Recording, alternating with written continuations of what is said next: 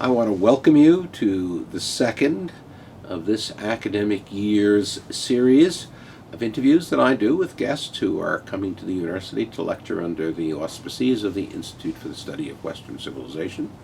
We call it Institute Encounters. And we have a guest today who unites interests that many people would think are utterly alien to each other. Evolutionary biology and literature. Not only English literature, but Chinese literature and all sorts of literature. He's Dr. Joseph Carroll, who is Curator Professor of English at the University of Missouri in St. Louis. He's the author of a whole series of books. His first book was on Matthew Arnold. He wrote a book called Literary Darwinism, which sort of catches that unlikely synthesis. He has most recently a book called, well, not most recently, but a book called Graphing Jane Austen. I'll ask him a little later what that might be about. And most recently, a book entitled Darwin's Bridges, uniting the sciences and the humanities. Again, something that many people doubt can be done, or at least doubt can be properly done. So thank you very much for being here with us today. And let me start off by asking you what got you into a study of such a unlikely combination in most people's eyes, an unlikely combination of evolutionary biology and literature. Well, when I got my PhD in 1981, we were right in the middle of the transition from old-fashioned humanism, eclectic, pluralistic observations, criticism, hardcore historical scholarship, that kind of thing, transitioning to post-structuralism, the kinds of theory that came out of France, some out of Germany, Derrida, Foucault, Lacan, Althusser, Jameson. When I first went to a Modern Language Association conference, which was a big job fair, hiring fair, about half the graduate students there looking for jobs had not made the transition, and they were the unhappy ones. The happy ones were those who had gotten ahead of the curve and were getting more job offers. Within a few years, the people who had not made the transition had disappeared. But extinct, perhaps we might say. Darwinian sense. Right. They just faded from the ecological landscape. But I couldn't adapt to that new ecological landscape. I'd ask friends of mine who had what they found so good or exciting about Derrida or Foucault, and they couldn't answer me. Instead, they told me, well, just go read a bunch more of it, immerse yourself in it, and learn to think like that. So I tried, but I didn't like it. So there was a period of wandering in the wilderness, of continuing to try to do the sort of research I did, which was old-fashioned historical scholarship, history of ideas, close reading, and just not confronting the new theories. Were you already a tenured professor at this point? More or less. My first book got accepted before I took my first job, and my second book was accepted within a few years after. So this that. was more a matter of kind of trying to find intellectually sure ground, right? Not career survival. No, it wasn't career survival, but it was wondering what to do with myself, how to get oriented to do some kind of worthwhile work, and I had always felt the need for theory of some sort, but I had not been able to find it of the kind that was useful to me and the possibilities that were available at that time. So took refuge in historical scholarship. And then at a certain point it became clear that it was no longer viable to try to just ignore the theoretical revolution. It wasn't enough to tell the truth about your subject, whatever your subject might be. It became vividly apparent to me with the publication of my second book, which was on Wallace Stevens, a modern American poet. And the impression I had from the reviews was that people just weren't interested. And I'd spent several years, I thought I had the truth about Stevens, and it was a subject on which no one else had gotten there yet. I argued that Stevens was a religious poet. He talked about a new romanticism and trying to write a poem equivalent to the idea of God. Mm-hmm. And the time he was writing mid-century existentialism, people didn't want to hear that, so they just ignored it. So I thought, okay, here's a scoop, here's a real opportunity for a young scholar, major figure, major poet. Here's the basic truth about him. People haven't seen it before. That'll win recognition and praise. And it didn't. People just weren't interested. It became clear to me that what was needed, what professionally is required in literary study, is to engage with one's colleagues, to talk about the kind of things that they want to talk about. At a certain point, right at the time my book on Stevens was being published, there were a couple of special issues of the Wallace Stevens Journal, one on Stevens and feminism and one on Stevens and Marxism. Stevens was a corporate lawyer, old-fashioned capitalist, and an unreconstructed patriarchal guy. So it seemed irrelevant to me, but the idea was that what the academic community was interested in was Marxism and feminism. And they were interested in Stevens only in the degree to which he could be assimilated to the discourses of Marxism and feminism, or critique. So you had this theoretical turn. People who wanted to see a kind of deeper social, philosophical significance, probably a sociological significance in most cases, one way or another, in literature.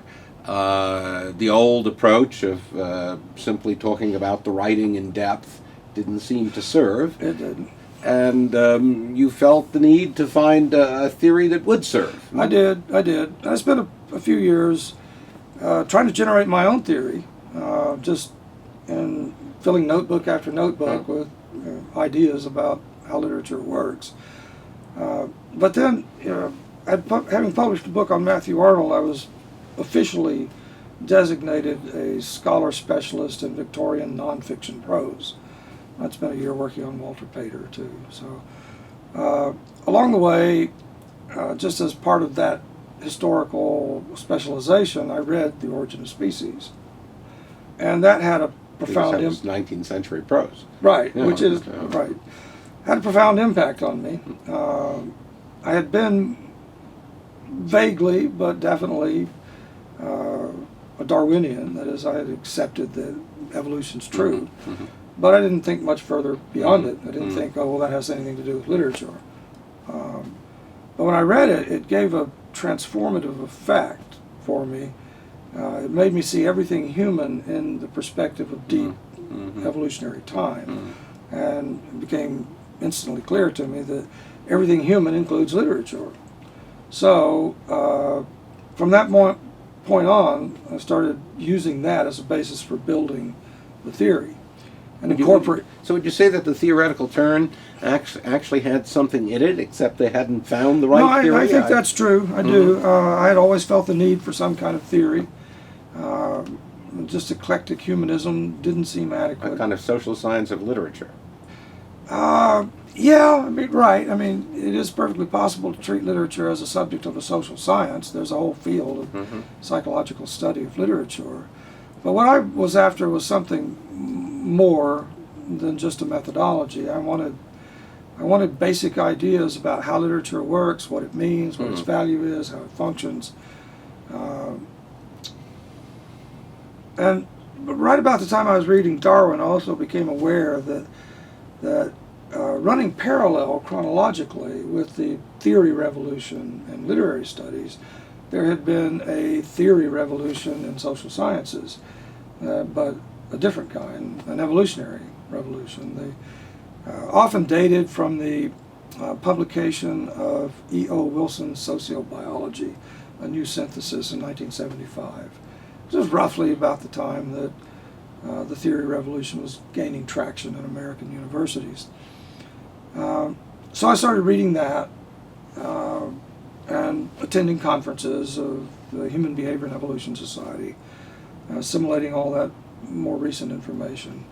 And that resulted in a book, Evolution in Literary Theory, in 1995, that was designed explicitly as an attempt to synthesize what I thought was legitimate, valid, worthwhile in the old humanist way of going about literary study and a contemporary, empirically grounded Darwinian vision of human life.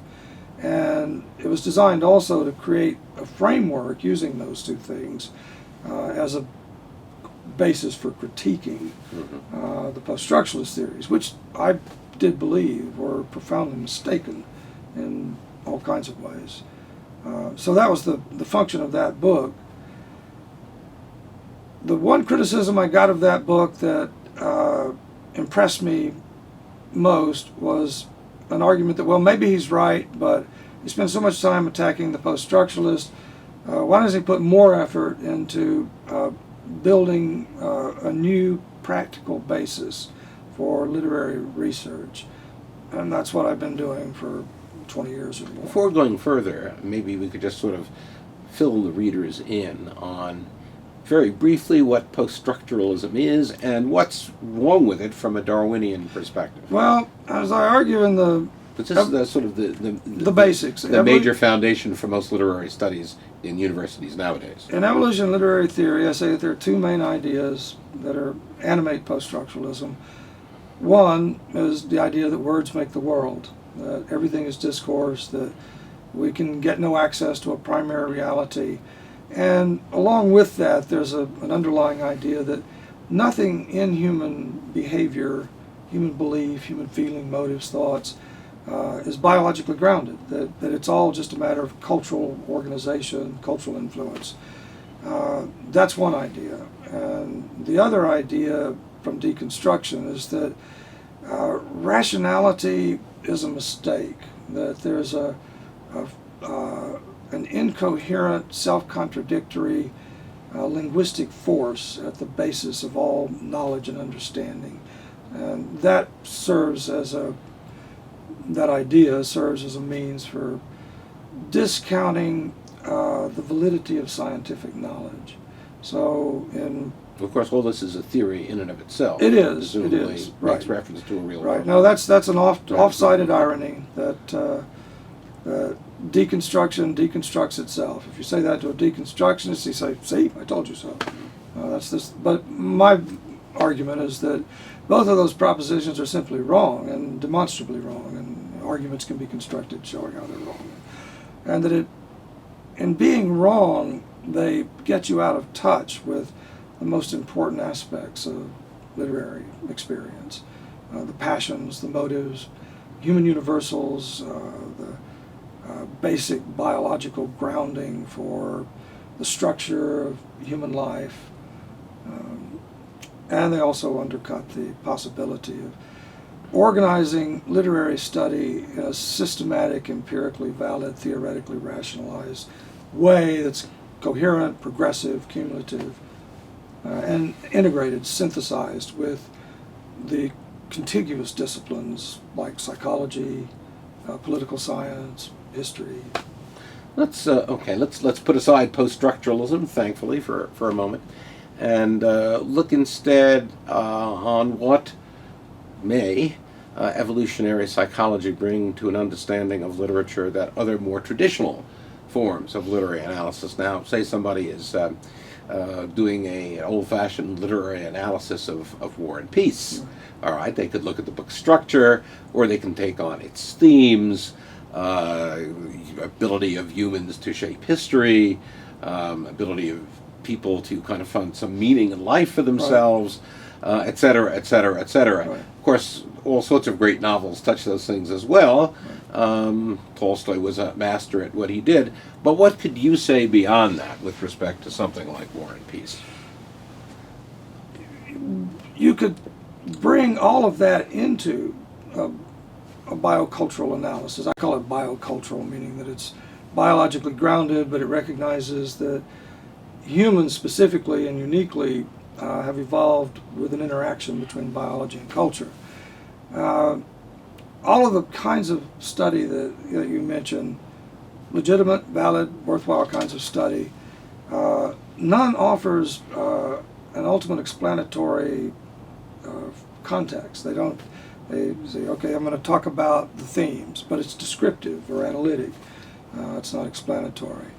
If you're doing a biocultural analysis, you're arguing for the way biologically grounded, genetically transmitted human dispositions are depicted in the story, how they're integrated with all of the culturally specific features that informed Tolstoy, the belief systems, the economic, social, political systems. You're creating a biocultural synthesis that is new.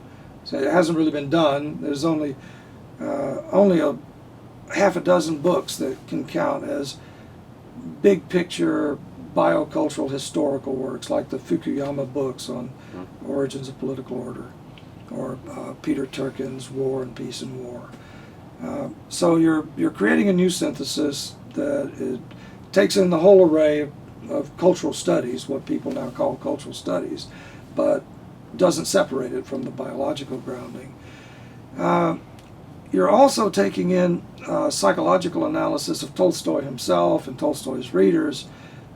Talk about biocultural critique as biology, culture, and the individual. And there's a lot of current psychology. That's cognitive psychology, personality psychology, psychology of emotions, affective cognitive neuroscience.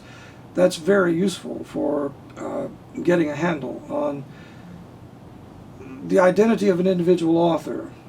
For me, the ultimate target of a literary critique is meaning.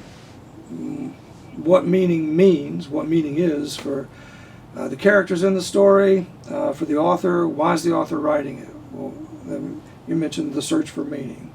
And I take that as the central function of literature, is to fulfill the need to find meaning in experience. So in War and Peace, you have the two key characters, Pierre and Prince Andre, and in a sense, they're both wrestling with the problem of how to live a life, how to live a good life. Right. So would evolutionary psychology tell you why novels centered on quests of that kind are of such great interest to readers?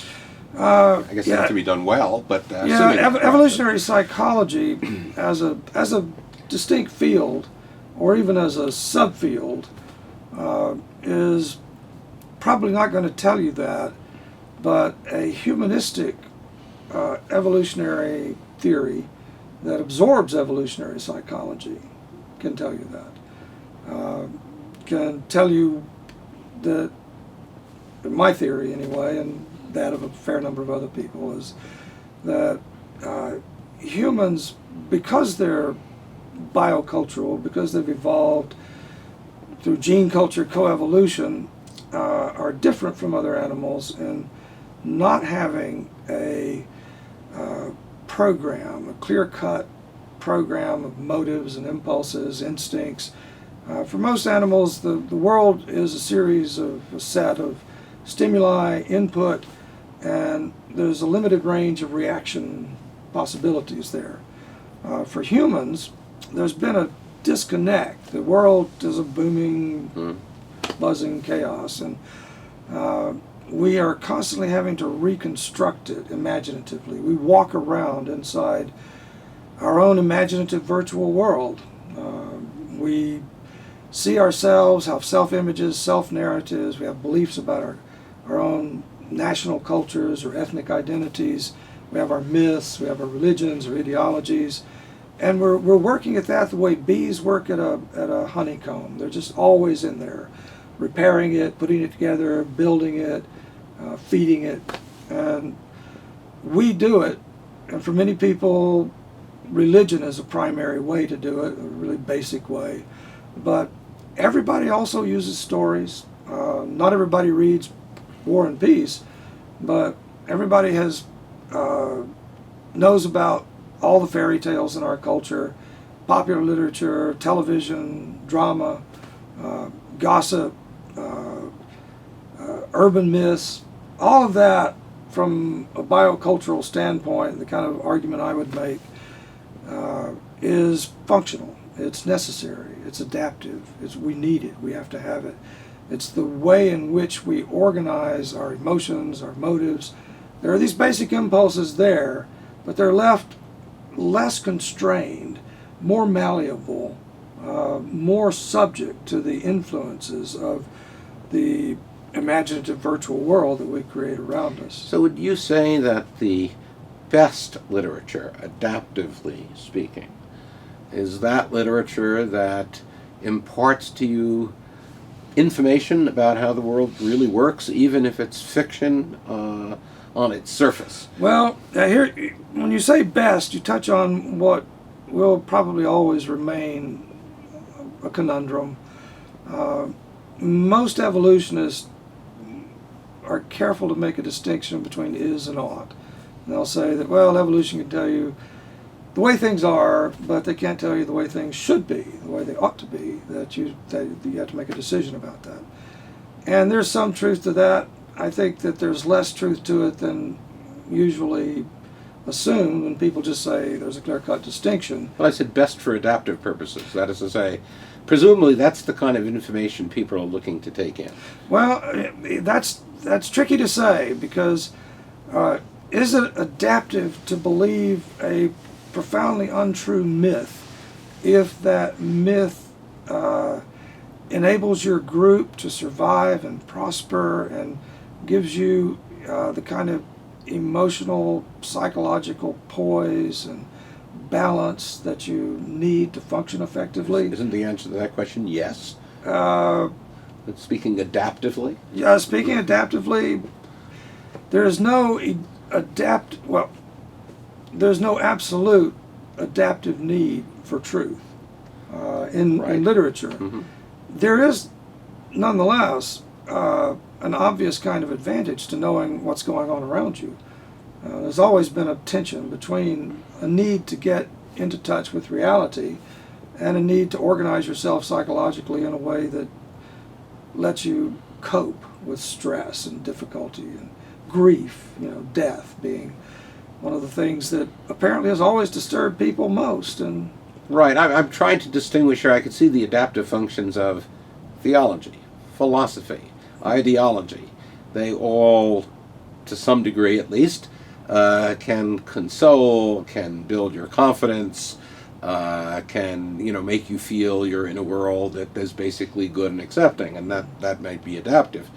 But literature are stories, and I would think that when stories certainly can deal with all those theological and ideological themes, but at the same time, stories are accounts of how things might happen, or at least accounts of, if you take certain premises as your starting point, how things might happen. Like we're now in the year 2500, we can do certain things we can't do today. Nonetheless, a human story is possible in that setting. I would think then that the adaptive function of stories like that is to make you more alert to realities of relationships and human dynamics. yeah, I mean, there's a realist impulse that's always been part of literature. And then there's the shaping, symbolic, narrative, emotional impulse that gives us tragedy and comedy and satire. And they're both active in Tolstoy. I've had a long-standing argument with a friend of mine, Brian Boyd, who's also an evolutionary literary scholar and specializes in Russian, as it happens. And I argued at one point that there's always a a need, a psychological need that's identifiable as a shaping force in any literary text. And his response to that is Tolstoy, meaning Tolstoy doesn't, but Tolstoy does. There's all that reflection on religion and politics and ideology and great men. And there's a clear normative formation in Tolstoy, in Levin and Anna Karenina, and then finally more in Pierre than in Prince Andrei and War and Peace. A norm about family life and national culture and getting in touch with the people and the wisdom of the Russian people, and all of that is in tension with his desire to give a quasi-photographic, objective, realistic depiction of things as they happen. And I have in my own analytic work on literature, make a distinction between realism at one end of the scale and symbolism at the other end of the scale, especially in the late 19th century, mid and late 19th century. You get hard naturalist work that's striving to strip itself of all illusions, sort of a Cartesian effort to get down to the very basics. And then at the other end, you've got all the fantasy and the early science fiction and the horror stories and supernatural stories. Is that what you mean by symbolist?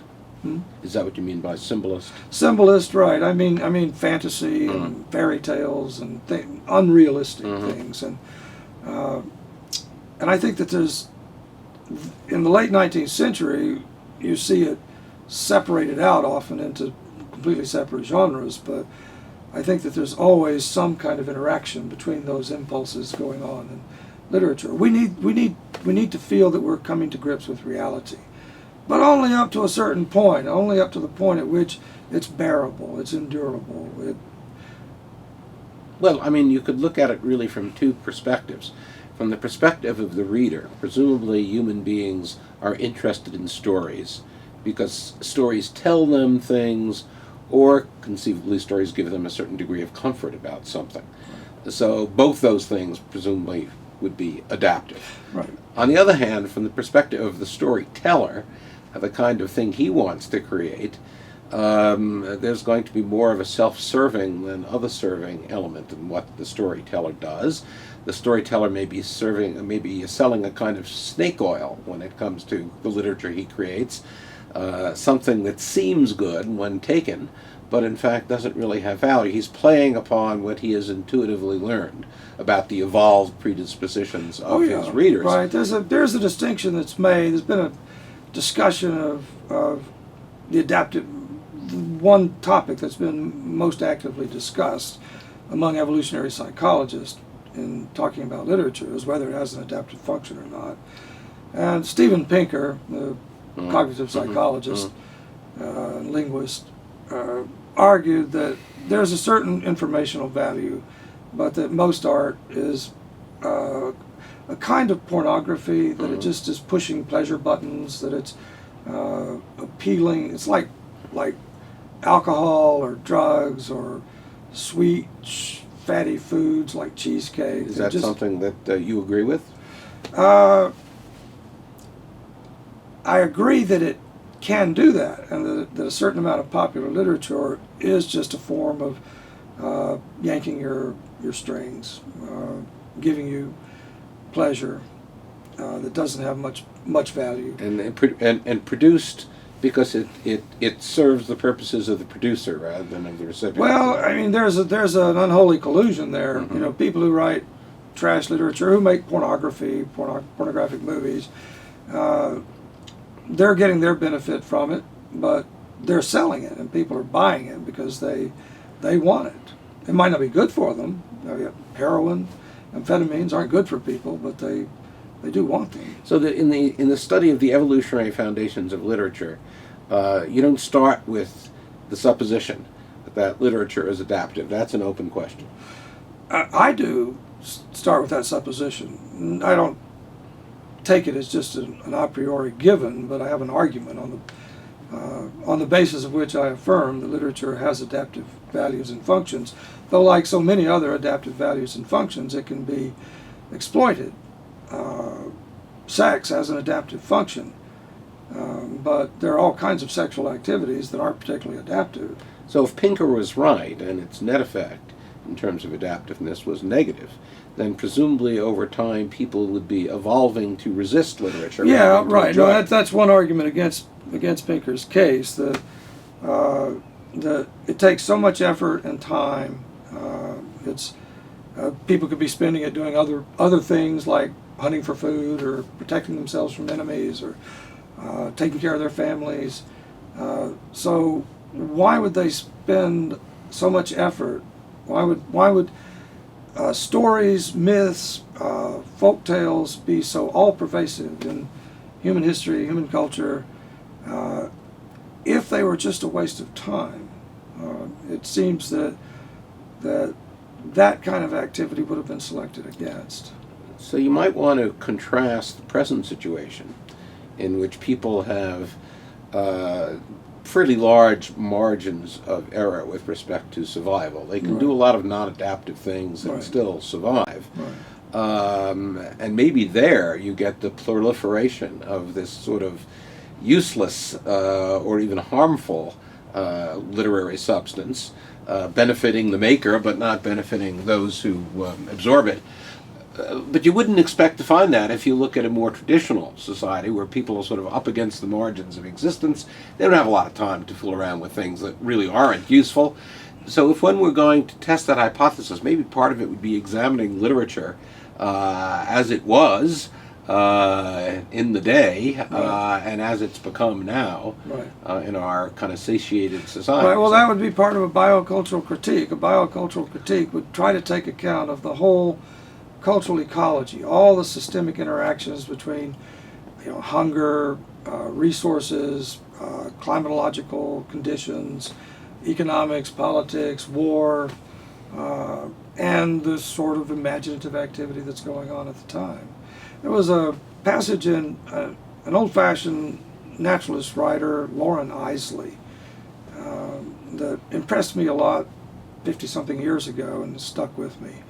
He talks about, he likes to have a hand axe, an old Paleolithic tool,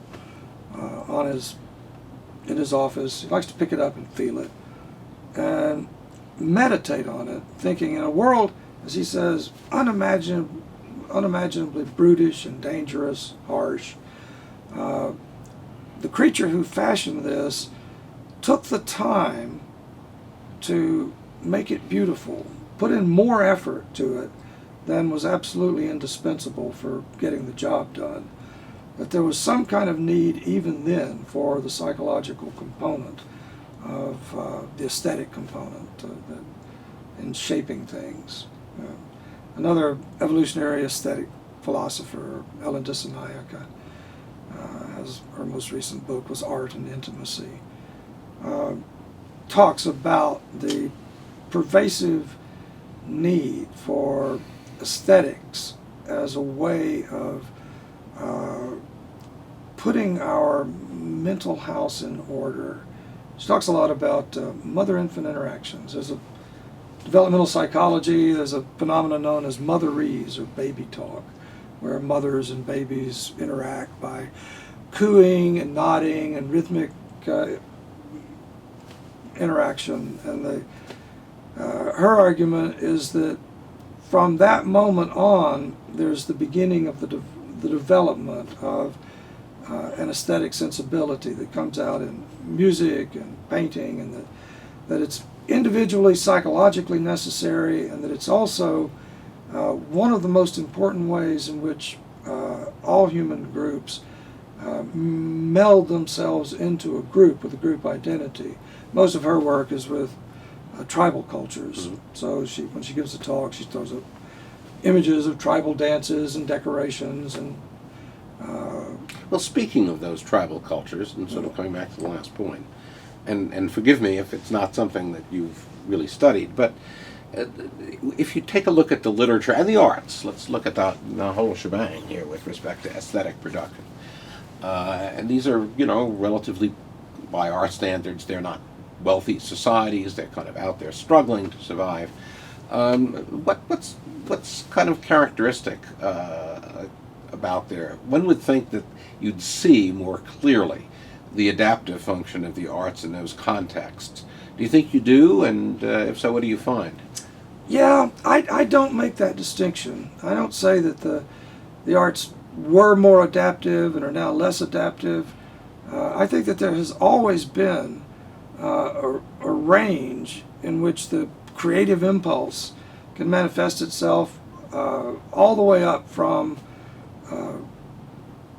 pornography on cave walls. There's a book on collecting masses of cave paintings. We usually think of Lascaux and beautiful cave paintings, but as it turns out, the bulk of things that have been etched on cave walls are exactly the kind of things that are etched on boys' high school bathroom walls, just images of genitalia, and probably some kind of iconic equivalent of curse words. So and I'm not certain that even that isn't adaptive.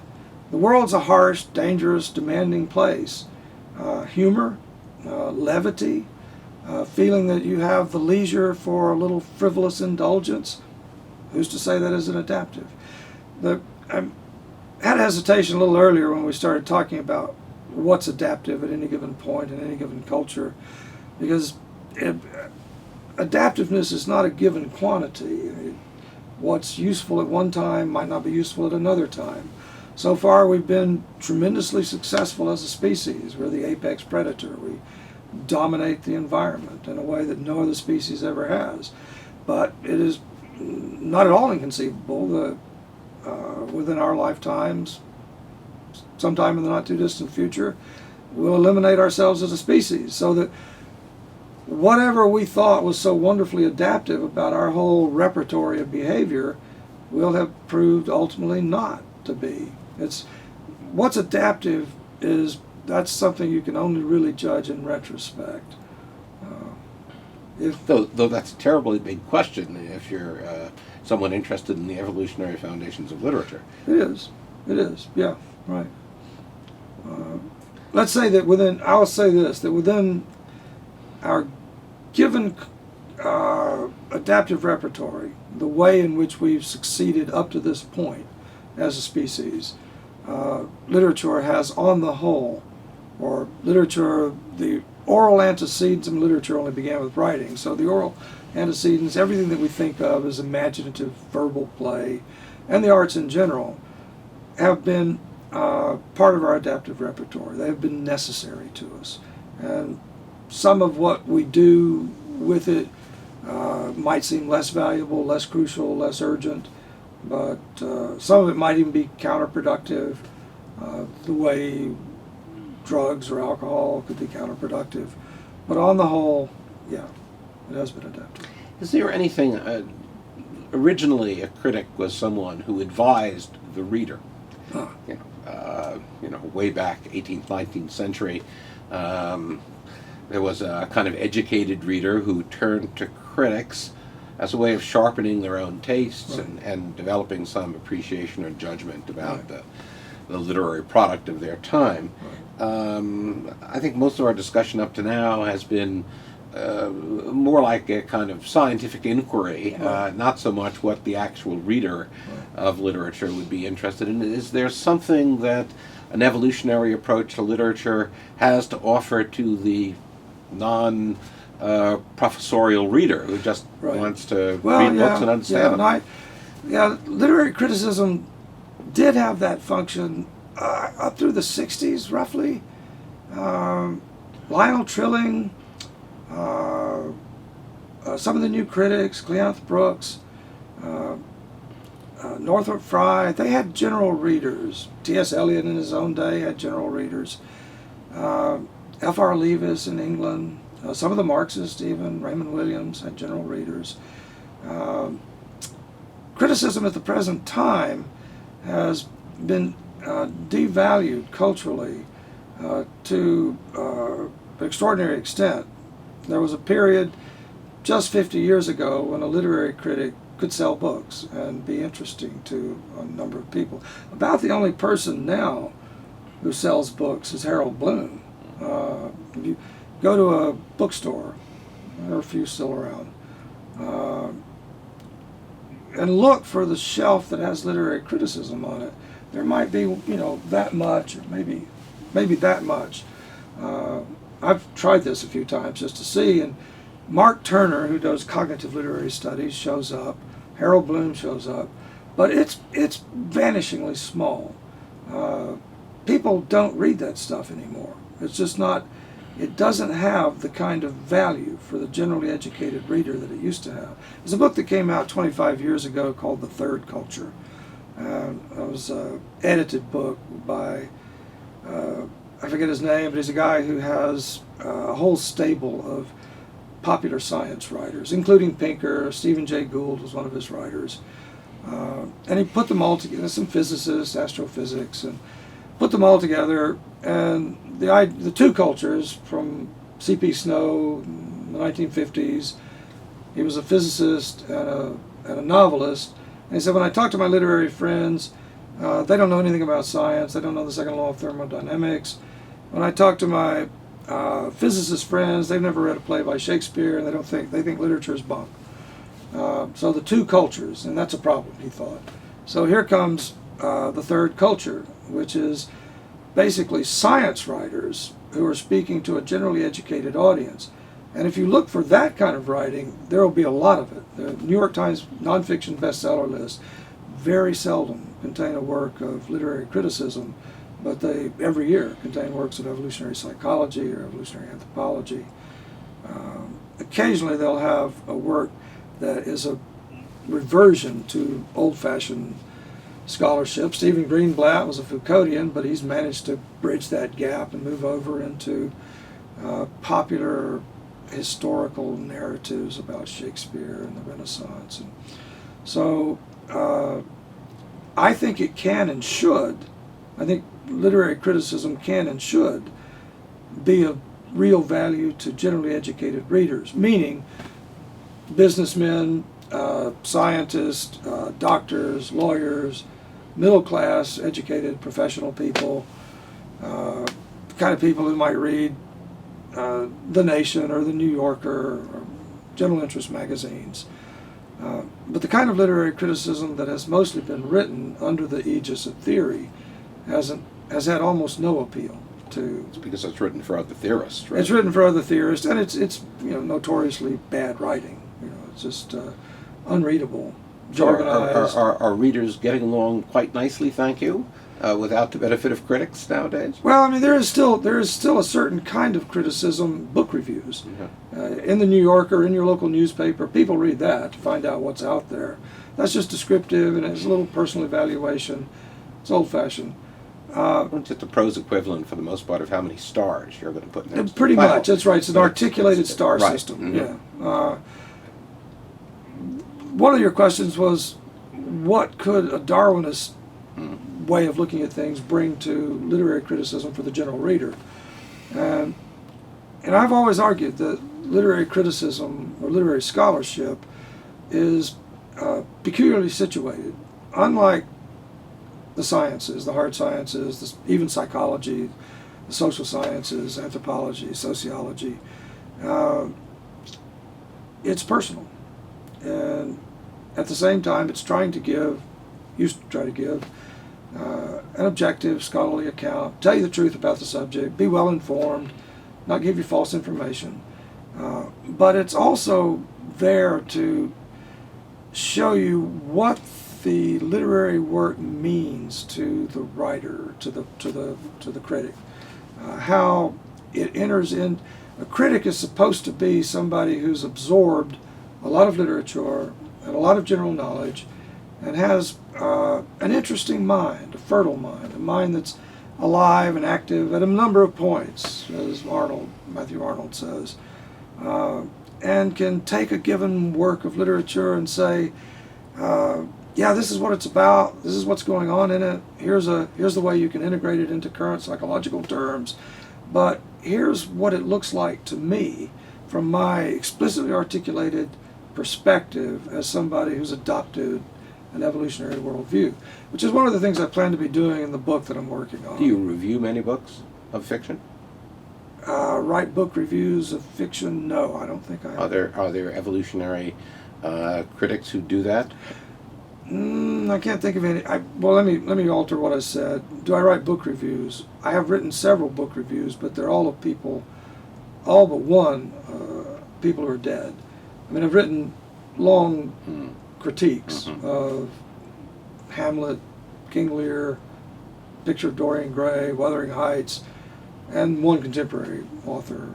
So let me just ask you and wrap up here, if anyone would like to see how you utilize evolutionary theory to elucidate some of these great works, where would they go to find them? I'd recommend, just off the top of my head at the moment, my essay on Dorian Gray, because I just somebody sent me an excerpt from a book that was recently published that we're having reviewed in this new journal I'm editing. And he sent it to me because the author of the book it's a critique of Darwinian approaches to this, just about anything, especially the humanities. And the author says that the essay, my essay on Dorian Gray, is, to his mind, the best essay he'd ever read on Dorian Gray, and he really liked it. But that my whole approach to everything otherwise is wrong. So I figure, if he can disagree with everything I think, but still like that one essay, I should promote that essay. One hopes it's online, is it? Oh yeah. Where would people? Well, it was published in Philosophy and Literature, but I have it on my own website, on Academia Edu, which is a big networking site for academics. You have your own website with its own address that you'd like to give? Well, just go to academia.edu and key in my name and my website. I have my own personal website, but I've neglected it because Academia Edu is a better way. I love the picture of Dorian Gray, so I'll go to that myself. Okay. Right. Well, thank you very much for spending time with us. Yeah. Okay. And thank you.